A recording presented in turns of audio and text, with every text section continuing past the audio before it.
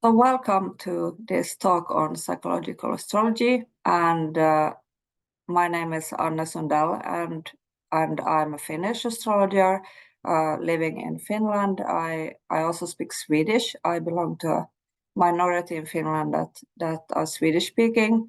I also have a diploma from psychological astrology. Some studies I did in UK. With the MISPA School. That's a school that originates from Liz Green's theories. And I also have a certification with Åbo. That's an American organization for professional astrology. And today this talk is within Nordic Young Astrologers, and this is a new group that are operating in the Nordic countries and also, of course, everywhere. But we like to gather people that are interested in astrology in the Nordic countries. And you can find more about me on my webpage, astroservice.fi, and also I have my contacts then later on. But why I wanted to take the psychological astrology? I do a lot of karmic astrology, and still I have my basic astrological studies in psychological astrology, and I thought this was a really nice opportunity to refresh myself a bit on the subject and go into. I mean, we have a very broad area here to cover, so of course we're not going to cover everything, but I try to make like a bit of a timeline and an overview of some of the important things that we want to highlight with psychological astrology. And maybe one of the first things that came to mind was that for a while I lived in Barcelona, and in Barcelona there's a school on psychological astrology that originates from the Huber Astrological School. And I went to visit them and talk to the head of the school. And one of the things that she said when we talked about different forms of astrology that we're also presenting here in Naya is that we all have different ways of doing our work. But the thing that unites us is that we all have this ethical perspective in common. That the ethics are very important. And I think that this is something also that we highlight in psychological astrology, how we face the client, what is the intention of using astrology as a tool to help us understand more about the person or more about our inner lives. So that's why I wanted to start off with this. And I know that we touched about ethical principles before, and we have ethics in astrology even from the ancient texts. So this is nothing new, but that's the perspective that is always present, no matter what type of astrology we choose to practice or to look further into. So what is psychological astrology? It can be seen like, for example, like the chart is a picture of the mind, of the inner being of the human. And in modern astrology, we want to have symbolic insights into the human psyche, symbols connecting the energies of the planets and the chart, and also the development. As a development psychologist myself, I think that developmental psychology is really much in touch with astrology. Even like you can, if you think about astrological planets like phases, like cycles, it's about development. Like we know that the chart or the birth chart is a picture of that moment we were born. But the second after that, it's changed, and everything is moving all the time. Also, we are developing all the time, and the chart is one tool where we can follow this development and maybe learn something about the psychological cycles. In modern astrology, compared to then, if you think about, for example, traditional, we use all planets. We also use the other planets, like Uranus, Neptune, and Pluto. That's not even a planet anymore. And then we also use additional objects, like, for example, centaurs like Chiron, or asteroids like Vesta, Juno, Ceres, and so on. So we are not setting boundaries with what we are using. But of course, the most maybe most traditional in this psychological astrology is the planets, and maybe Chiron as addition. But then also asteroids are very, very much popular today, and we get more and more of different asteroids or fixed stars, or I mean, you can, the sky is the limit there, what you can use. So, but this is a difference from maybe the traditional practice. And when I talk about traditional practice, Thomas, I know that you can correct me if I'm wrong on something, or if you can say if there's something to add to that.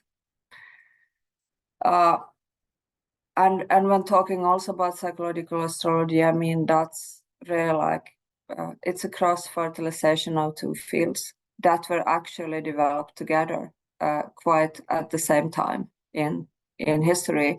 So it's quite, I mean, it's very hard to separate them actually from each other, because the people that were involved in developmental psychology from the beginning, they were also involved, a lot of them, in astrology. So I mean, the time was also a time when we had a lot of the spiritual boom in the world, and the view of a person as also a spiritual being was evolving a lot, and that's why we got these ideas together. So basically, we can also say, like Jung said, that was very involved in astrology, that astrology provides a psychological description of a character. And he valued astrology very highly throughout his entire life. And this is something that we're gonna go back to further. But we are kind of moving the focus from outer things to inner things here. So it's more about the development of the personality and the person, instead of maybe like outer happenings so much, or prediction or so. An astrological meeting, when we work with astrology or we practice astrology, we do that with people usually. And I mean, when we are having an astrological discussion, I think maybe even what it's about, it very often can turn into a quite deep experience that can also be a therapeutic experience. I mean, usually when we talk about astrology and about an astrological chart, which is somehow a very private thing to many people, then I also think that it kind of might turn into a kind of psychological discussion somehow. And that's why I think it's very good and important to know about psychological astrology and how we can use that, and also about human behavior where you're practicing astrology. And also remember that the person is not equal to the chart. The chart is one second in time, and from that we are developing and evolving all the time. So we have also that I'm going to also present. We have different charts in psychological astrology, and some of the people that develop it thought that they don't want to limit themselves to one chart. We need several charts to work with this kind of broad area. So, but I think that quite often you can see that astrological encounters are very private and very deep, and can be like somehow therapeutic in nature. So that's why this is also very important. And when, of course, these ideas haven't developed by themselves in the 1900s. I mean, we have very, very far roots, very far back, like many thousands of years. And the thought and question of what the soul is has been around for a long time, and with the ideas that developed psychology, they had their roots also, like many other things, in ancient Greece. And for example, Plato divided the soul in having roughly three parts, and we had the reasoning part, the Timaeus spirit part, and we had the epithematikon. I'm sorry, I can't pronounce this right in Greek, but we have these three parts that rule different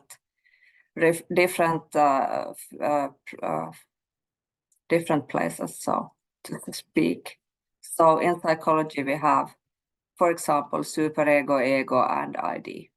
So I mean, these basic ideas has been a foundation for the psychology we have developed, and the start of the psychology, maybe mostly in this guy's work, Eli Freud, where we see that he has also his theories based on three major elements, though he split them up and made them more complicated and so on. Then we have like the superego, ego, and ID. And here the superego, that's can be seen as the reasoning, is the place that we should, like, it should be in command of the other parts and so on. But here was a difference to Plato, was that Plato thought that the reason can be in control, but Freud did not think that it's that simple. And of course, his theory, it's much more complex than this, but we still see that we like have the same kind of ideas that we started with in ancient times. And this is one of the things that can be maybe connected back also as in astrological psychology. The other thing that is very important is element division, that we work a lot with that in astrology. And that's also something that we get from Hippocrates, for example, about the different elements. We had the fifth element too, that is still present in some places, but usually in astrology we work with earth, water, air, and fire. And also in psychology, this has been a foundation for quite advanced things like tests that we also use today. And I remember when I have been in some kind of situations or educations where they use these tests that are based on earth, water, air, fire from the beginning. And if you know your chart, then you might have an idea of what your result is going to be. So it can be quite surprising to see a connection. I wanted to show one chart that I think is very fascinating in connection to the element division. In psychological astrology, one thing that can be very interesting is also what we are lacking in a chart. Not only what we have there, but this person, Kurt Cobain's chart, is very special when it comes to the elements we have and not have. So do you see which elements are missing from this chart? If we think about planet elements and not add anything special.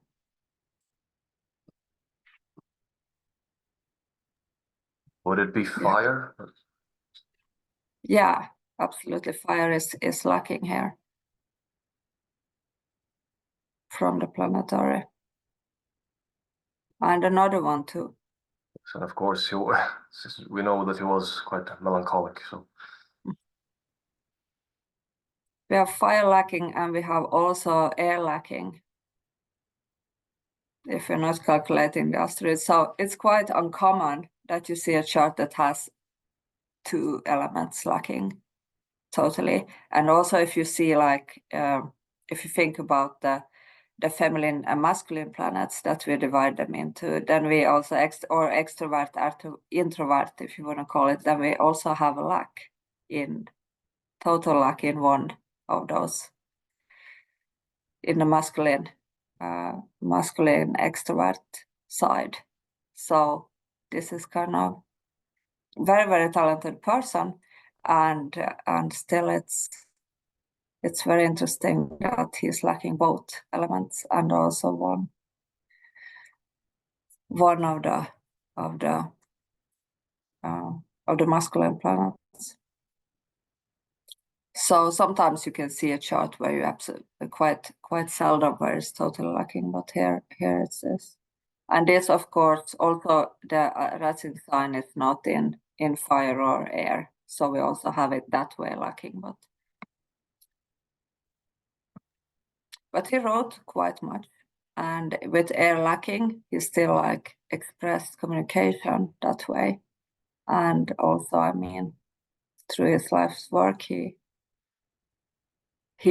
also reached older people. Well, he has some quite much in the 7th house, but still it's very much focus on water in this chart, and a lot of sensitivity, and also some things lacking that can be interesting to look into.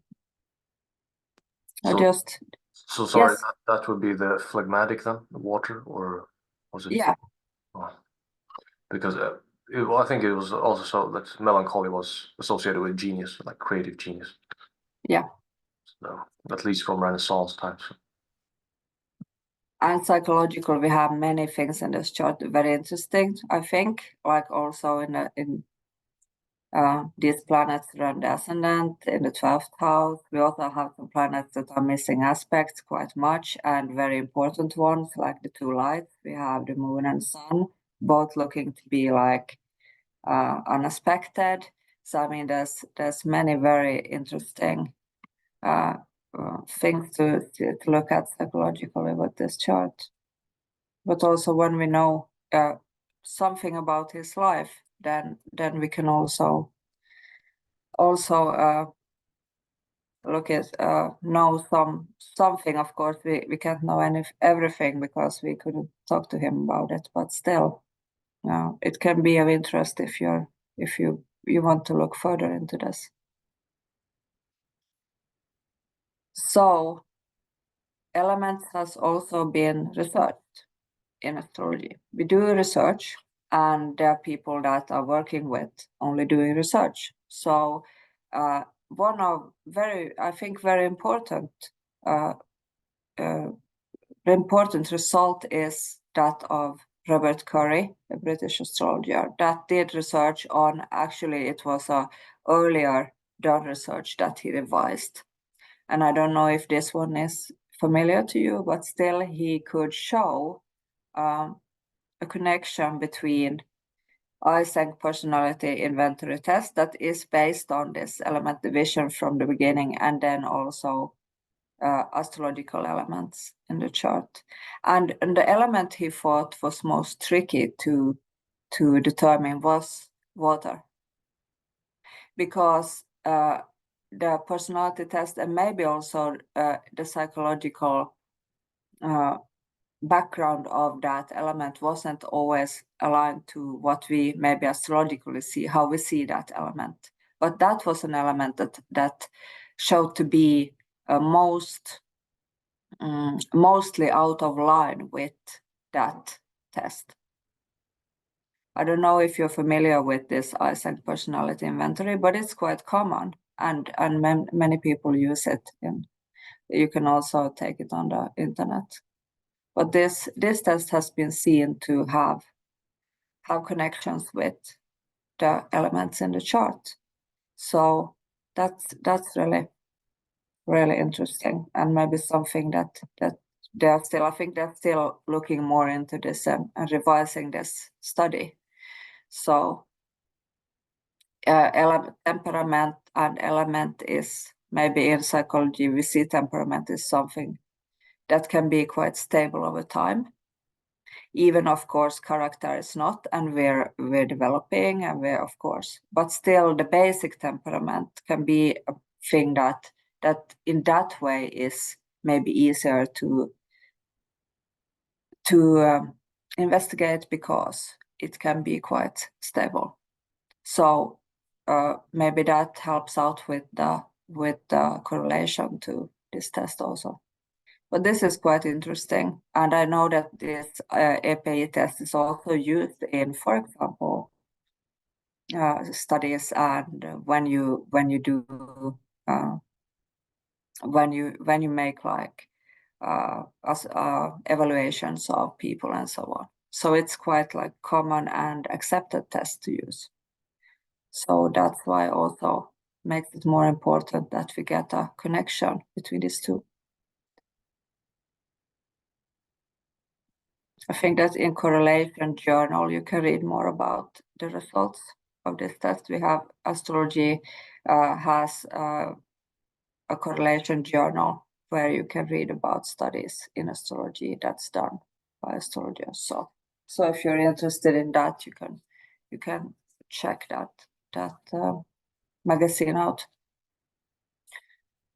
So maybe now we get to one of the points, Carl Gustav Jung and his lifelong journey with astrology and psychology.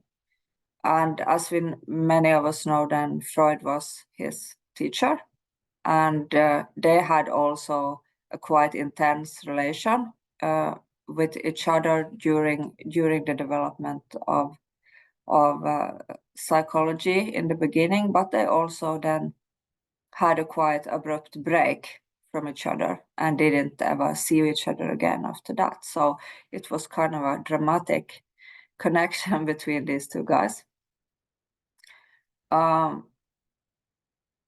Jung himself said that he was occupied with astrology for like 50 years of his life. And also something that maybe shows this, how important this was, is that his daughter also became a practicing astrologer. So I've seen that sometime on the net. I found an interview with Jung's daughter and Liz Green. Liz Green did an interview with her. I don't know if it's still there, but it was very interesting to listen to. And the spiritual side was maybe the thing that made these two split. Jung, also others, thought that Freud's theory was too focused on the basement of the psyche.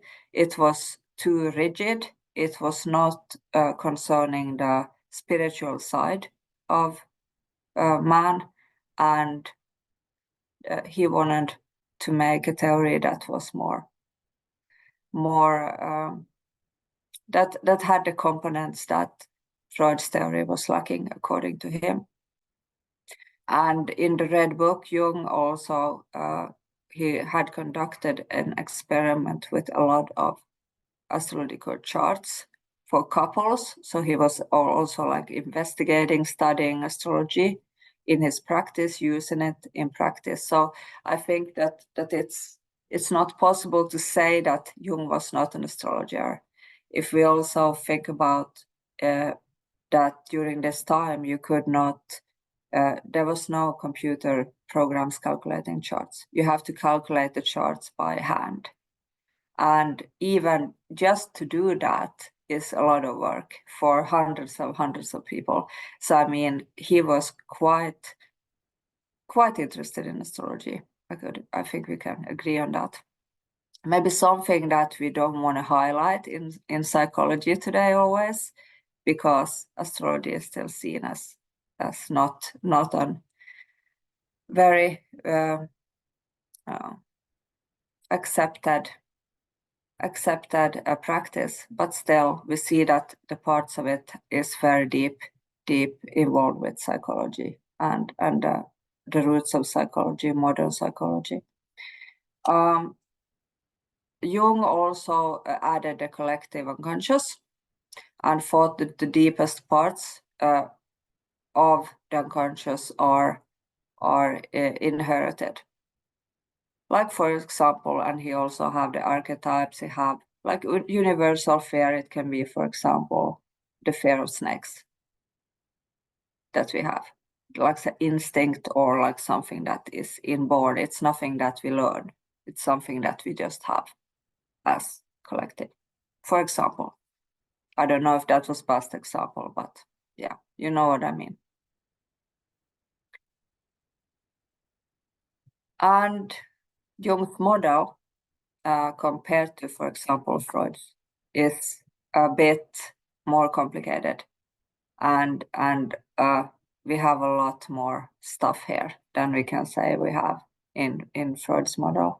Also, that if we compare his model to, for example, the astrological chart, I think that we can also see that it has been used as an inspiration for the model. He talks about, for example, about the mask that we can say is maybe the ascendant.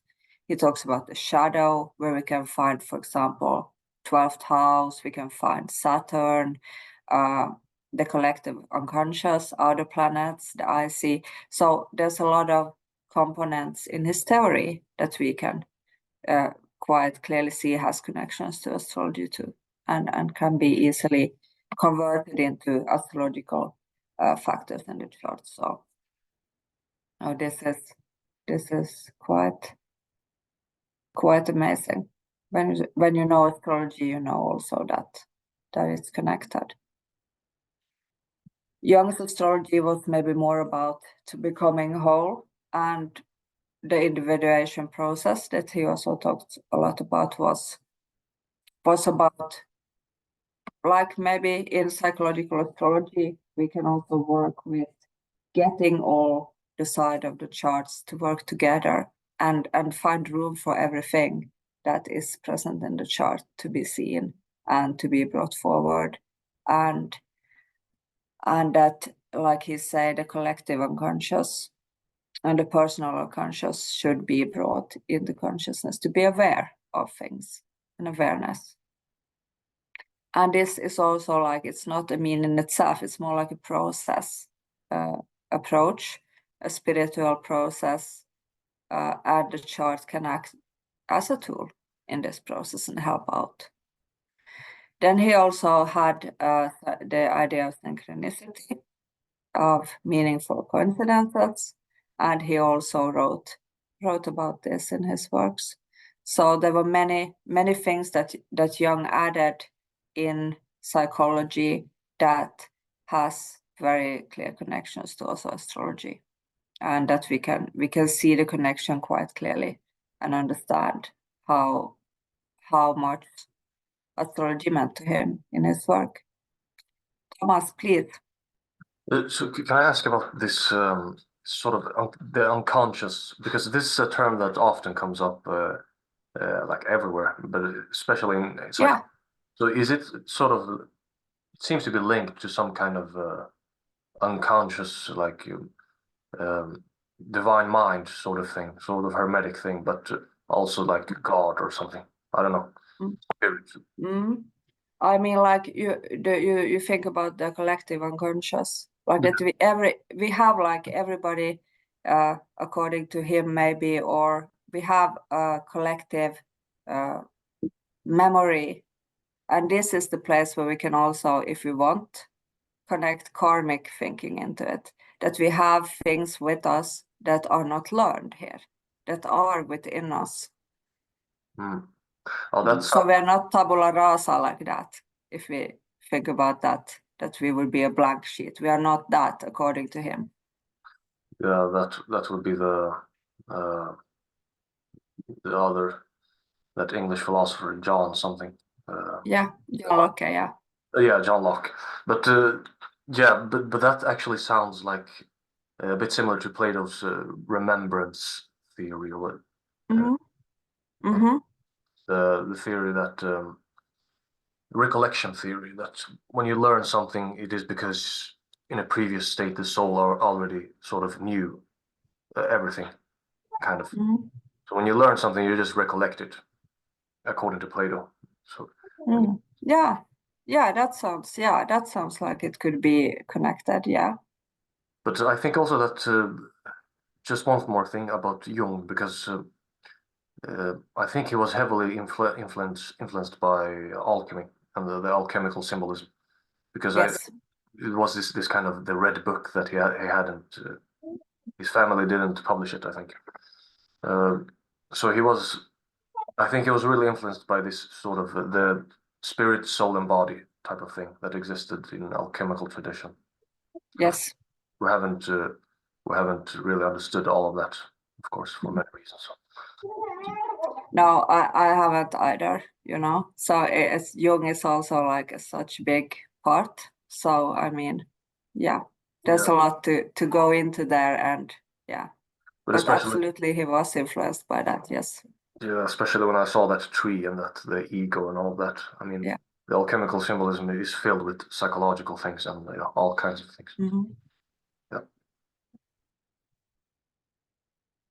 Thanks for bringing very good and interesting connections also to other philosophies and such. And as, of course, when we think about psychology and also astrology, both of them have been like involved in some kind of philosophy before they have, or especially psychology has been like a philosophy before it was, it got its own kind of brand through history. This is a short timeline where we jump from ancient to theosophical societies. I mean, of course, we have a lot of things happening between here too, but because it's more like in the idea state or philosophical, embedded in other things before we get to the theosophical society where things start to happen. I actually read one person that also said like that it's a gap for the modern astrology and psychology too. It's a gap like from 1900 to the ancient. But of course, during the Enlightenment, I think we have things that has happened in between, also in psychology too. I mean, in the 1700s, people were thinking about the psyche and stuff like this, but it wasn't like beginning to become a profession or distinct before in the 1900s with Freud, and that was the like big shift, so to speak. And with psychological astrology, as we talked earlier, then I mean we can say that of course it's the 1900s. We can set the timeline there. I think the timeline should be around theosophical societies when they came with the spiritual boom. They were accepted in society, and with them came astrology back, even if of course it was present, but it wasn't that open that it went through the theosophical societies. And many of the leading astrologers or the first astrologers in the 19th century was also theosophics at the same time. So they had like theosophy, like the legitimate to get astrology back into the saloons, back into like Alan Leo, for example, gave astrology to everyone, share the knowledge. Even he was in trouble with the law many times, but still, it was like the gateway to come back into society. UK and Sweden had very old astrological societies. I think that in Sweden there was a society in 1905. And I don't know if someone here from Sweden knows what that name was on that society, but I know it was one of the first actually that were working was in Sweden and UK. So both of those countries have very old associations. Some of the astrologers that has been not limited to these, but that has been very important for psychological astrology is, for example, Mark Edmund Jones, Ring, Frankhausen, Rödhar, of course, Jung, Bruno Huber, Azzagioli, Roberto, Liz Green, Howard Portas, the Barcelona School, Stephen Arroyo, Ariel Sullivan, and Karen Hamagar Sontag, but there's a lot others too that has been very influential. But in the beginning, I think that psychology, and also if you think of Alice Bailey with her philosophy, she was also in contact with Huber, for example. So I mean, they all were kind of connected, and then they maybe went a bit separate and created their own theories and so on. But in the beginning, in the 20s, 30s, we have a lot of connections between these same people that were interested in astrology or theosophy or psychology and everything around that.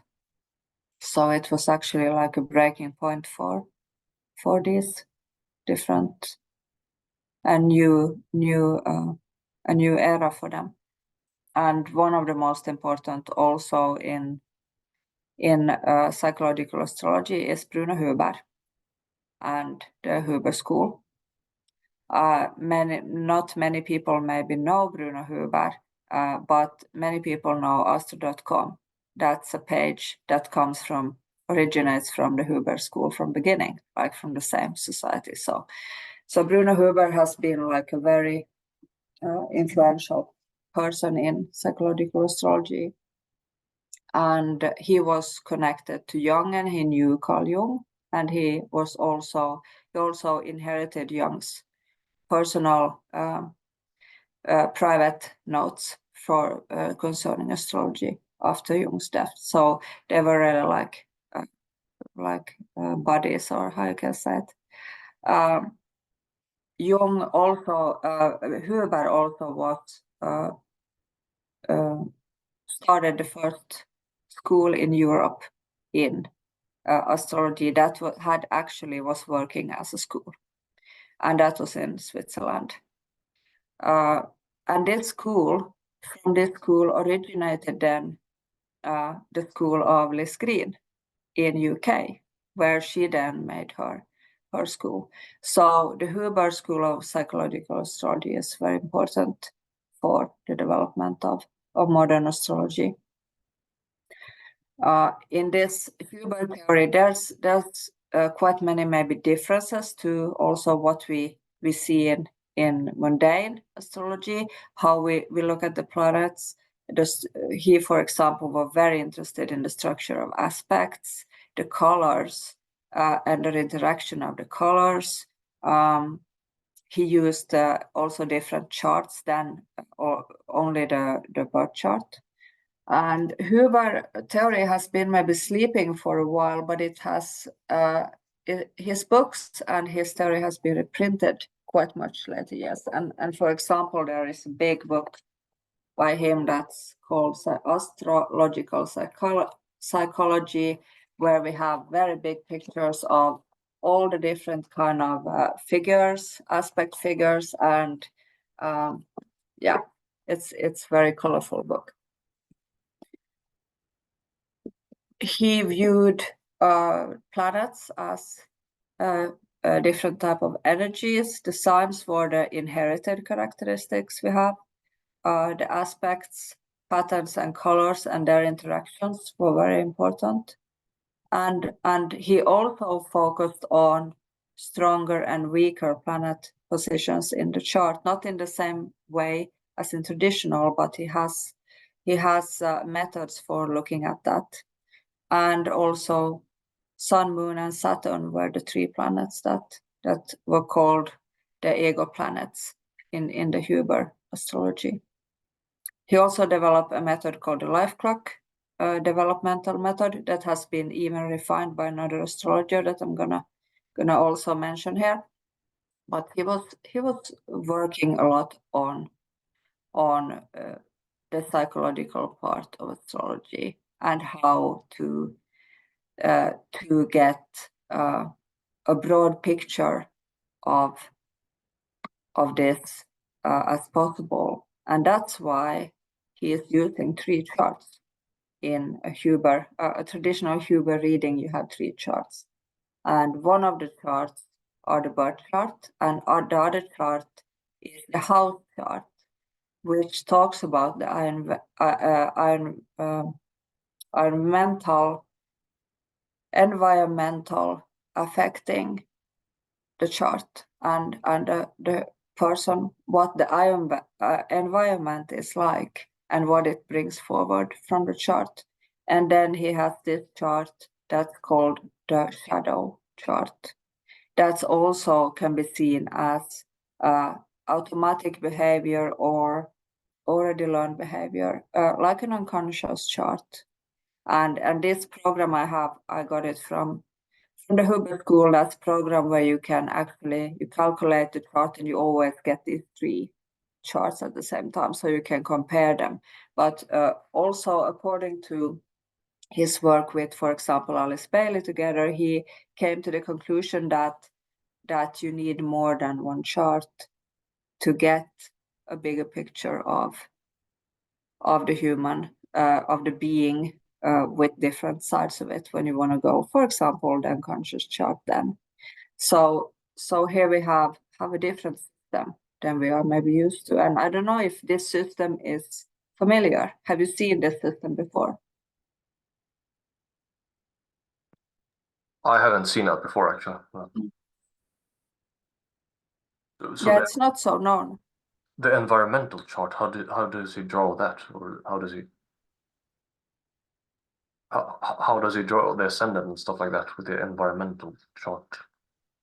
These charts are based on the shadow chart is based on the nodal axis, and the environmental chart is highlighting certain points that he sees is like is, how can I explain this? It's highlighting certain things in the birth chart, and maybe other things are not so seen. And these all are based on the birthplace where you are born. The environmental chart could also, it's not so much about where you live. It's more about, in general, what is brought out from your, maybe highlighted in your chart more than other places in the chart. It's not so much based on where you live. So the houses chart, it's called. So maybe an environmental chart was a bit wrong word, by the way, because that makes you think about where you live at the moment. But that chart is very little known, I think. It's very seldom that somebody is working with that I know. So, but these are very interesting methods, I think, that can be, if you're interested in getting to know them a bit more. Yes, thank you. One description of the Huber system is that the nodal chart, the radix and house chart are compared to each other, and the potential lies within the birth chart. But the nodal chart can add a view of, for example, very strong subpersonalities that are inherited, very strong talents that are inherited, and also the cultural environment, how that might affect the development and so on. So the house chart also might contain some information about the family school. That's another system still coming up that I think is also doing a bit of the work of the house chart, but still. So this is one method that we can use. The shadow chart, seen as the shadow self, is also used in this moon node astrology that he's calling it. We have also books on that, moon node astrology by Huber, that is talking about and describing how to work with this chart, which also is referred like to a crisis chart. That it's kind of conscious, but in certain times in life where we might need to draw more on or automatic behavior, or we are kind of maybe more stressed, or we are in a breaking point in our life, then this chart might be as a backup. Must be, sometimes I feel that it's a bit like the South Node description, that we have automatic behaviors.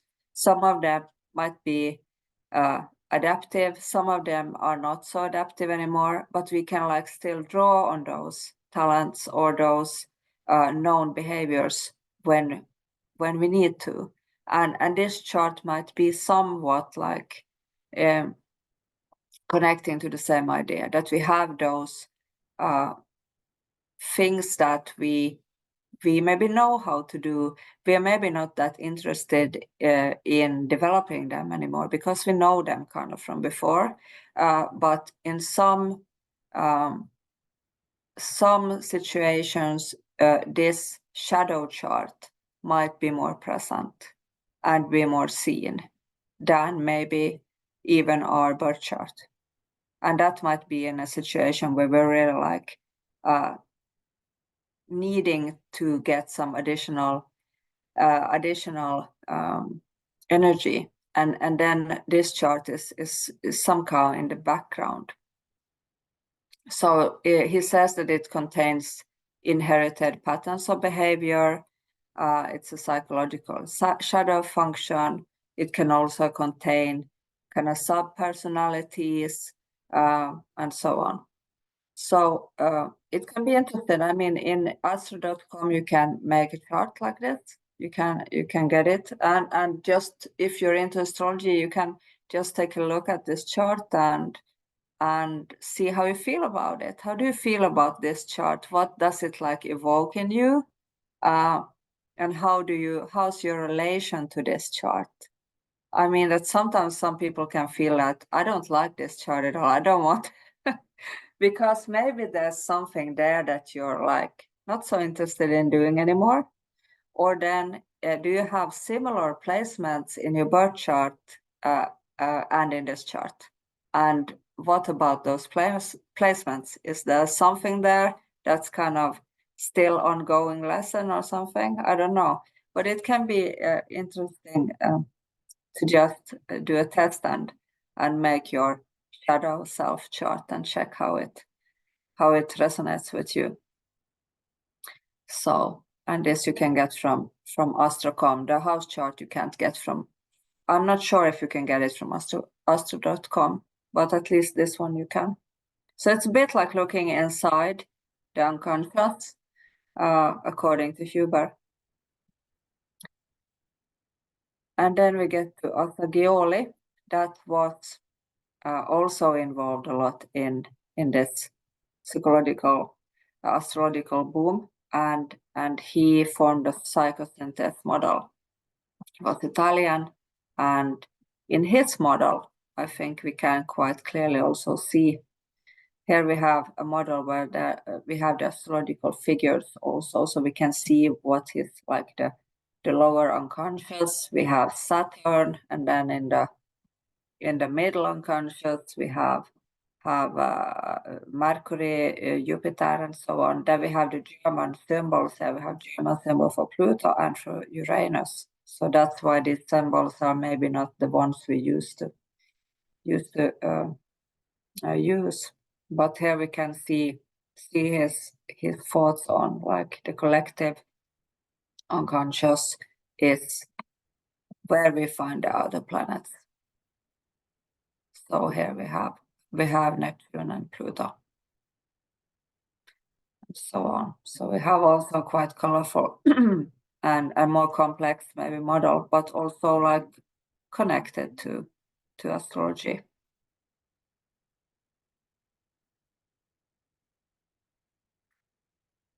Freud wanted Assagioli to continue his psychoanalytical work in Italy or promote it, and Assagioli said that he can do that, but he will need to add some factors to the theory, because he needs also like to get the middle unconscious, and in his model he is also having an elevator and even a sunroof. So I mean, he saw that Freud's model was not, he thought that it was not enough and we need more. There's an astrologer that's called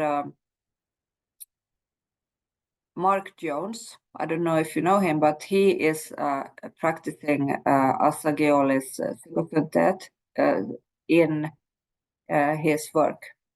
So he is very, very great at this Asagiolis work. So you can also, if you're interested in this theory, you can check out his pages. I think that he has quite much interesting articles on this subject too. We have like different psychological models coming from also astrological basis here, both of them, or which is the base. I mean, they're both together in forming the theory. But some differences that we might see in psychological astrology that we might not see more mundane is, for example, that the sun is also representing the father figure in the chart. Many times in traditional, we think about Saturn as being the father figure, but in psychological astrology, many times we're also looking at the sun as being the one co-ruler of that area in the chart. The moon with Ceres, the dwarf planet, that Ceres can also provide a lot of information on the mother in the chart or the mothering side. So those two are used quite much together. Then the houses that we might see, as many people think, and use the fourth house as the house of the mother, but in psychology there's also used the 10th house as the house of the mother. So here we have a shift that might be like different than we are used to do it. And this depends, of course, on the astrologer.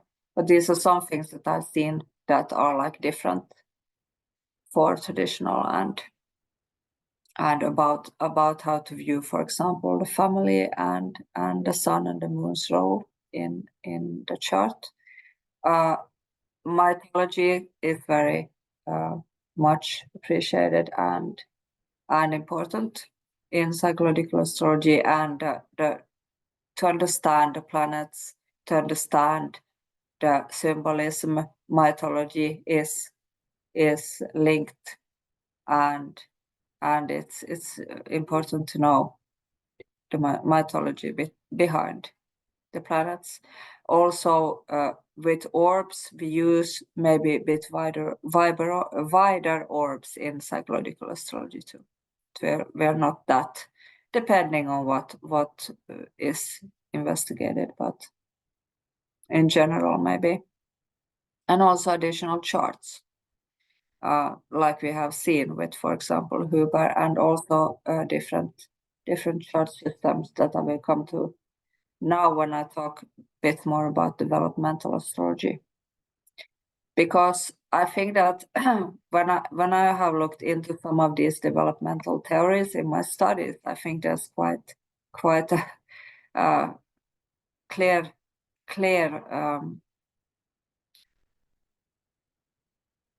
connection to astrology.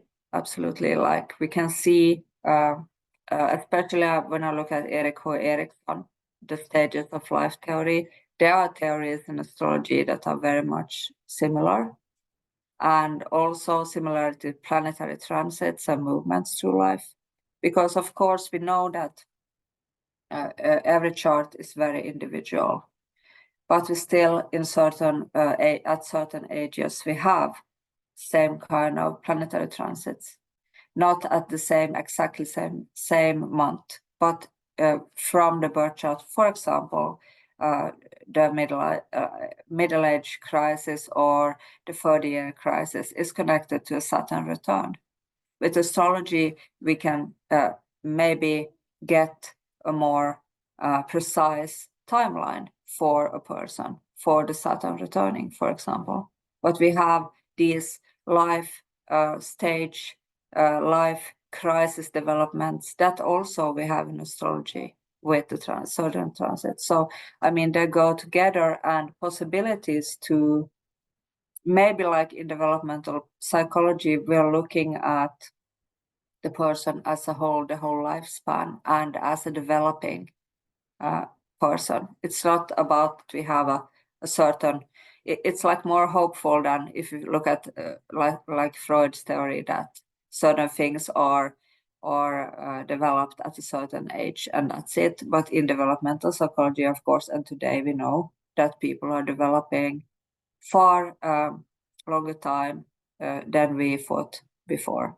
So the planetary transit give us possibilities to get new insights into themes in the chart, to resolve earlier issues that maybe we didn't get right at another stage in life. That also Erik H. Erikson is talking about in his theory, that you can actually go back and redo some of the earlier stages in the next stage, and so on. So in developmental psychology, where we're investigating the nature-nurture principle, is development ongoing, stable, or is it more happening in stages? We can easily connect that with astrology and with transits. So we have like quite many areas where we can investigate this more.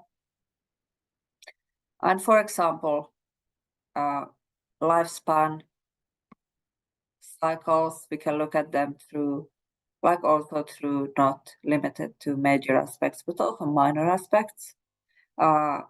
We can divide them into major and minor phases. We can be seen as big ones like Saturn return, but also smaller ones and smaller cycles. So I mean, there are many things here that we can work with. For example, astrologers Emma Bell Donat, American astrologer, and also Alex Trenovert, that wrote a very, very interesting book, Growing Pains, and she's working also with astrology and with also a lot with young people.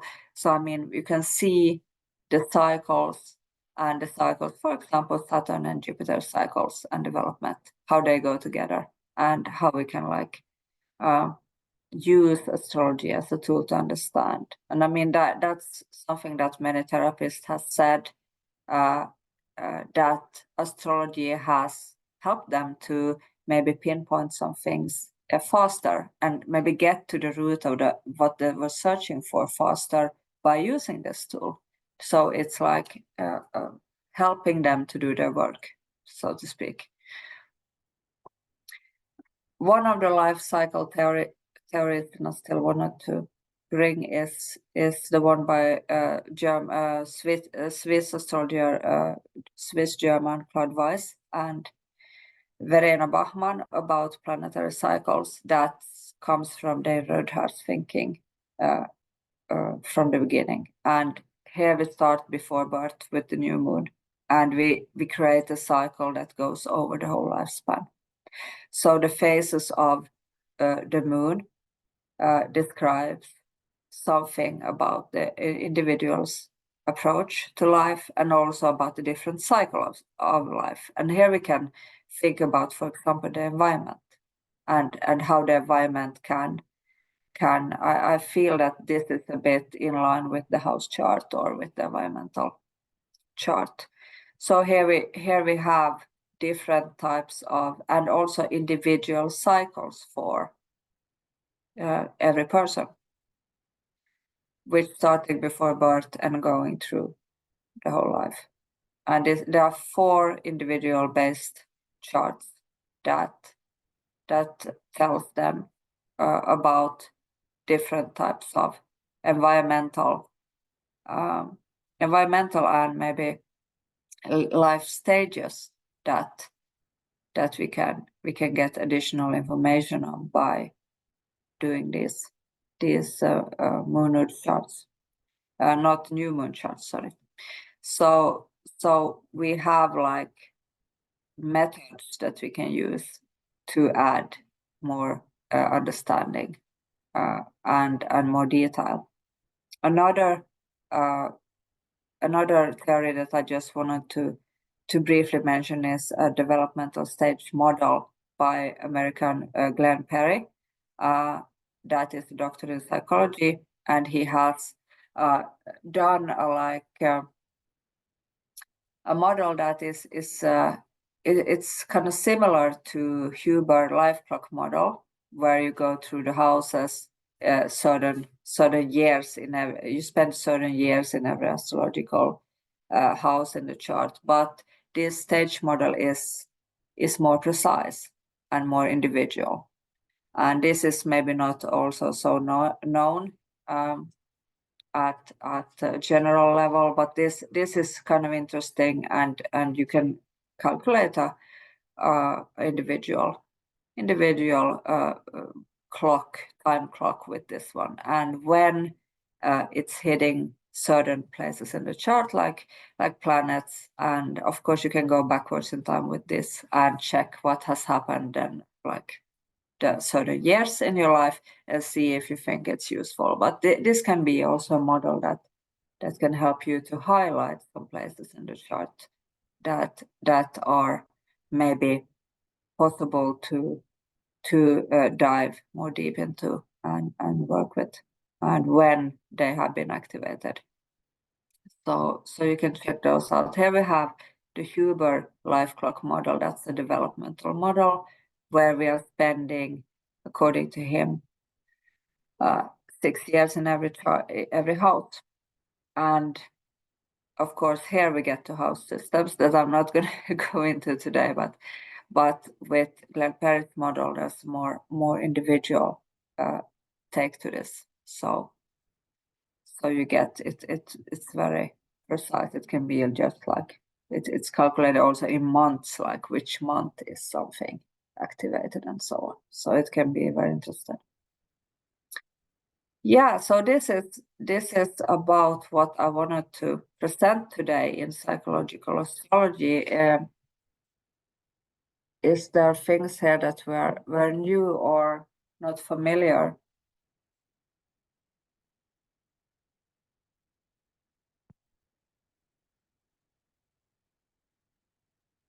The thing you just mentioned about activating the period, transits activating different periods, that's interesting in terms of ancient astrology with the zodiacal releasing, stuff like that, because you also look at transits.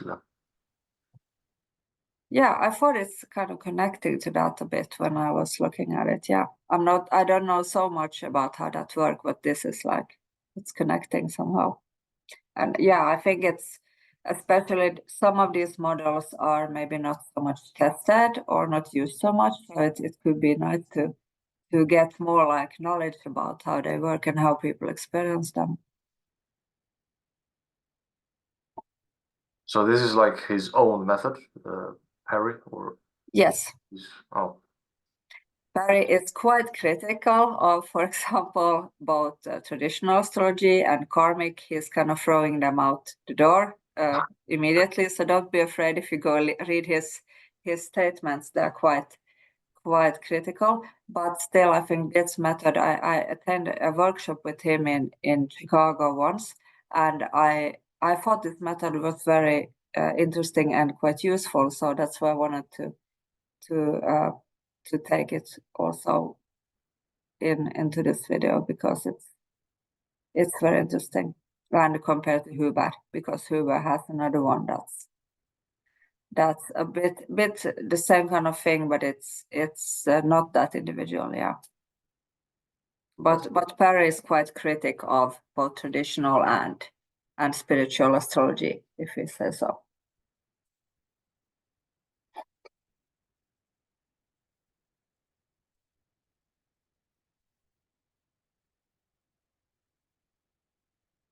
I also put some references of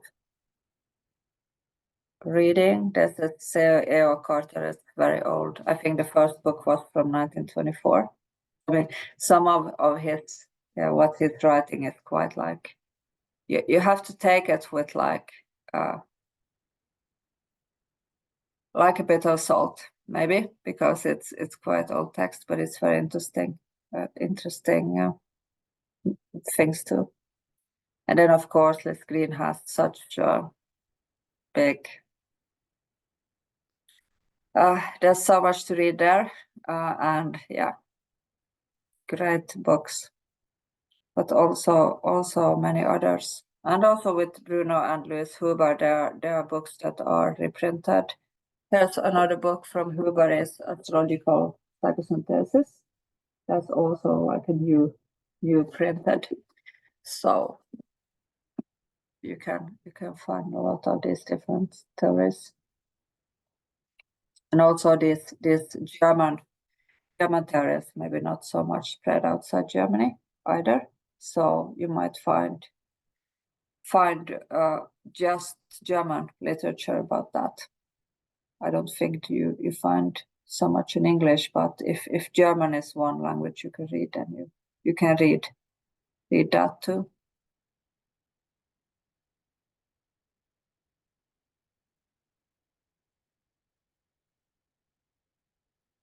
And if you want to ask me something further, questions or contacts, there's my contacts. And also have a Swedish branch of an astrological program that's called Källarens Resa, Astrologiskt utbildningsprogram. That is in Swedish. We also have a Finnish program where we study psychological and karmic astrology. And a book on the karmic side of astrology is going to be published in Sweden soon. So I'm working mostly with the karmic astrology side right now. But yeah, it was refreshing for me to go back and think more about this psychological. There's so much here. It's so interesting. You could spend so much time with this too. So have to do some more on the psychological side again, I think.